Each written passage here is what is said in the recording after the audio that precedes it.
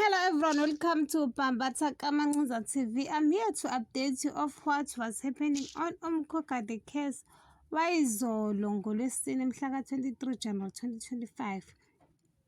UMabusi kaGumede uzobona ugabisile ukuthi uqhuba kanjani yena nengane nebala amfice umuntu ophefumulayo kodwa izinkinga zona zithe bhe. Hayi ebese yamduduza ukuthi akukhona ukuphela komhlaba lokhu. Ikusasa lakhe lisangaqhakaza nje kube ngathi akaze kwenzeke lutho. Aqhubeke ayofundela nobudokotela lobabufisayo. Wase ebuza uGabisile ukuthi ingane izoyishiya nobani. Washo bakithi uMabusi ukuthi akakhululeke ukhona yena njengosisi omdala. Ebese yamtshela ukuthi akahambe ayogqoka amhambise kwi-scan sakhe sokuqala anqabe uGabisile esho khona ukuthi uzobonwa abantu bonke ukuthi ukhulelwe. Wabese mtshela uMabusi ukuthi akusibo phela abantu abakhulelwe abaya laphana. Wajabula bakithi uGabisile. KwaGumede kufika omama basebandleni bazosho ukuthi uGabisile njengoba engasesiyona intombi angeke esaba umholi wamatshitshi futhi kufuneka nembuzi yokugeza izitombi kanye nebandla ngoba shem ubaphoqile. Kade ababuzanga elangeni mamzoba batshela ukuthi akukho mbuzi abazoyithola kaGumede. Abahambe beyoyifuna kaMthiyane ngoba kunjena nje ibona nalo mfana wakhona.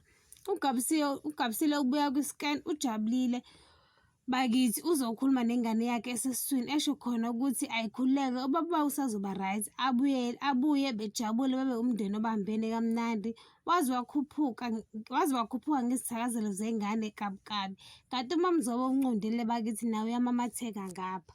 UZamcolo wezulu ubize uSibusiso ethempelini lenkosi nebala afike esefikile bakithi uSibusiso ebese ebonga uZamcolo ukuthi ukwazile ukufika. Abuze uSibusiso ukuthi kungani uZamcolo ebize yena nje ekubeni ewumuntu kazana nje. Ebese yasho uZamcolo ukuthi uzoba umprofeti omkhulu wasebandleni lamaJudiya. Ajabule bakithi uSibusiso aze aguqe phambi kukaZamcolo esho khona ukuthi haleluya ufanelwe. UDifa ukaMthembu kuZamcolo wezulu uyamxoxela ngokungazwani kwabo noSifociya. Avele uZamcolo angaphosi maseko abize uSifociya ngokuphazima kwese. Ebese eyiqala uDifa ukuthi kungani ehamba emva kwakhe ngoba babevumelene kahle ukuthi bazolinda ingane ibe khona ebese benza ulibofuzo okuyi-DNA ukuze bezoba nesiqiniseko sokuthi ingane ekalwazi ngempela yini. Washo uSifociya ukuthi indodana yakhe uyihlalise phansi yena mathupha but still yaphika.